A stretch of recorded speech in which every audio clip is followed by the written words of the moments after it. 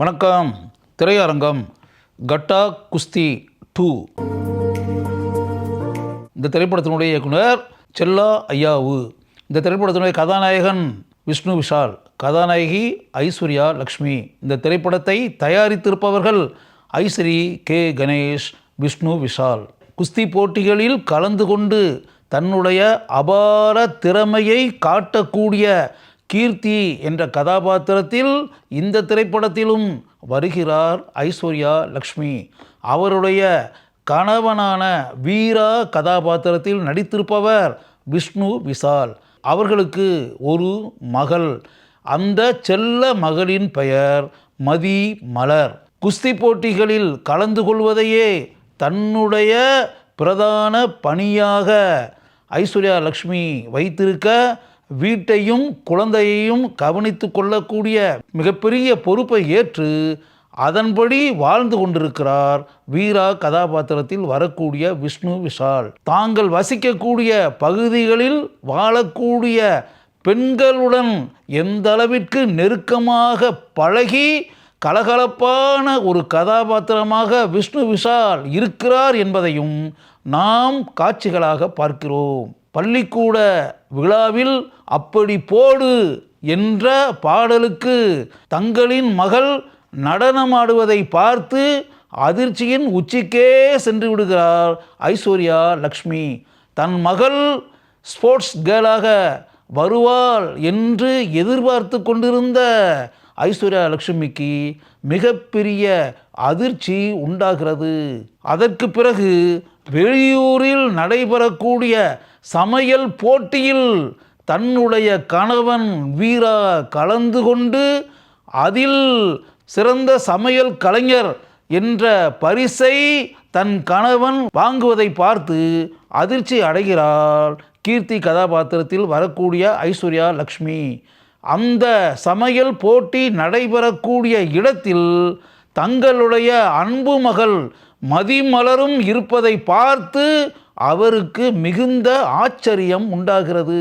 இது தவிர அந்த பள்ளிக்கூடத்தில் பணியாற்றக்கூடிய ஒரு ஆசிரியையும் அங்கு இருந்து கொண்டு தன் கணவனுக்கு கன்னத்தில் முத்தம் தருவதை பார்க்கும்போது அவருக்கு எந்த அளவிற்கு மனதில் ஆத்திரம் உண்டாகும் என்பதை நீங்களே யோசித்து கொள்ளுங்கள். இந்த காட்சிகள் படத்தில் மிகவும் அருமை என்று கூறக்கூடிய அளவிற்கு கலகலப்பாக படமாக்கப்பட்டிருக்கின்றன.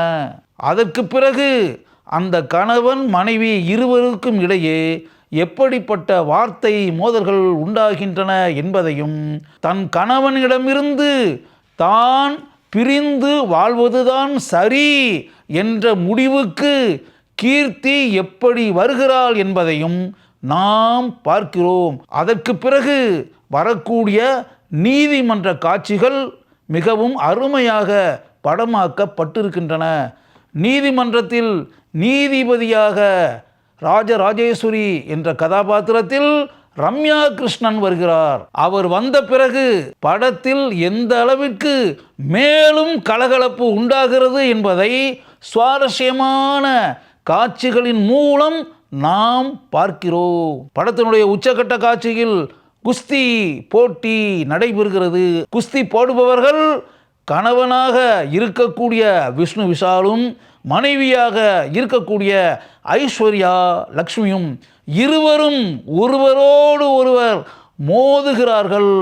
அந்த மோதலுக்கு பிறகு என்ன முடிவு உண்டாகிறது என்பதை இந்த திரைப்படத்தினுடைய உச்சகட்ட காட்சி நமக்கு காட்டுகிறது. மிகவும் சுவாரஸ்யமான முடிவுடன் இந்த திரைப்படம் முடிவடைகிறது.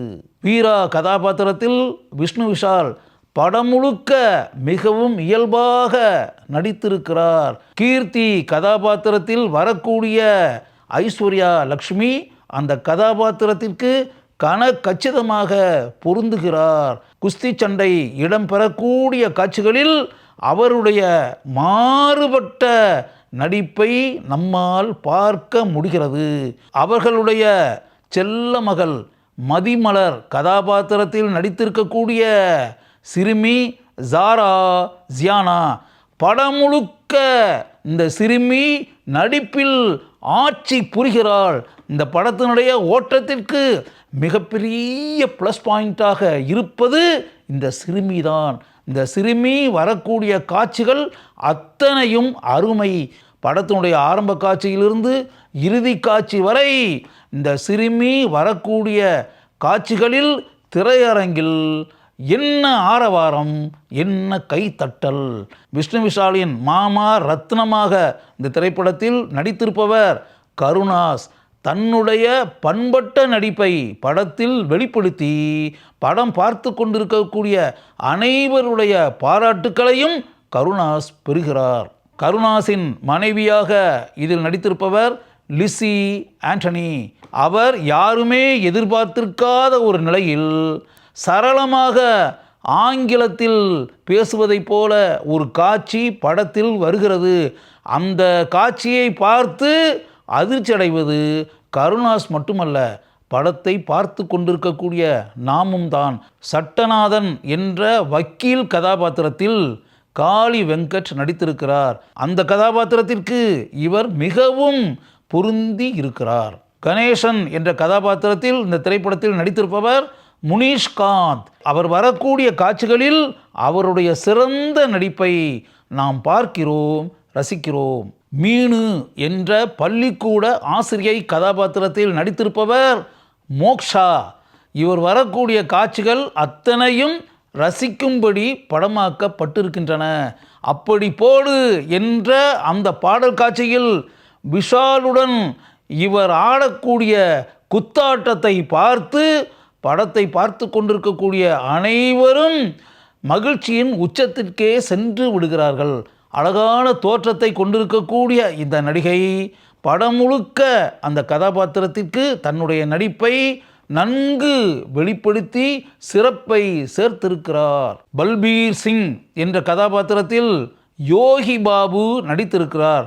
இவர் வரக்கூடிய காட்சிகள் அத்தனையும் அருமை.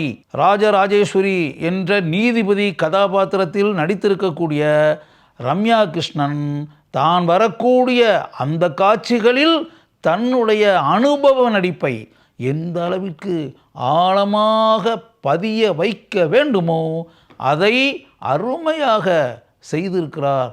அவர் இந்த திரைப்படத்தில் வந்திருப்பது இந்த திரைப்படத்திற்கு மிகப்பெரிய பலம் என்று நாம் கூறலாம்.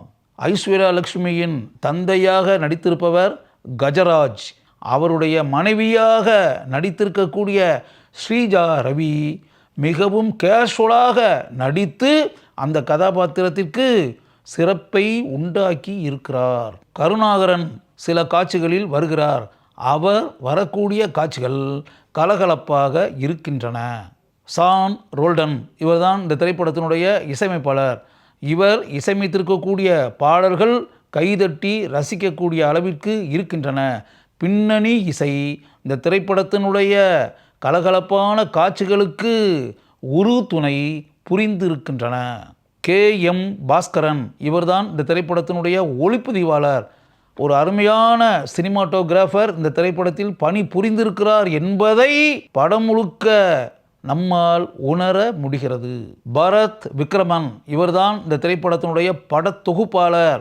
படத்தினுடைய ஆரம்ப காட்சியிலிருந்து இறுதி காட்சி வரை இந்த திரைப்படம் சிறிது கூட போர் அடிக்காமல் கலகலப்பாக இருக்கிறது என்பதிலிருந்தே இந்த படத்தொகுப்பாளருடைய பங்களிப்பு எந்த அளவிற்கு சிறப்பாக இருக்கிறது என்பதை நீங்களே புரிந்து கொள்ளலாம்.